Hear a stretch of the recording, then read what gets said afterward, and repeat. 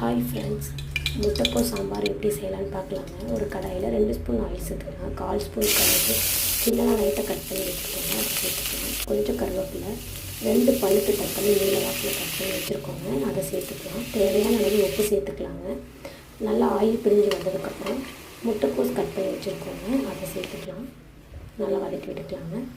1/4 spoon மஞ்சள்தூள், 2 spoon குழம்பு மிளகாய் தூள், 1 ஸ்பூன் சாம்பார் தூள், 1/2 ஸ்பூன் வரமிளகாய் தூள் சேர்த்துக்கலாங்க. சேர்த்து நல்லா வதக்கி விட்டுக்கலாம். தேவையான அளவு தண்ணி சேர்த்துக்கலாங்க. நல்லா காய் வெந்ததுக்கப்புறம் நம்ம பருப்பு தண்ணியை வேக வச்சு குக்கரில் எடுத்து வச்சுருக்கோம், அதை சேர்த்துக்கலாங்க.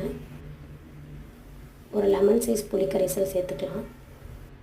நமக்கு சுவையான முட்டைக்கோஸ் சாம்பார் ரெடிங்க.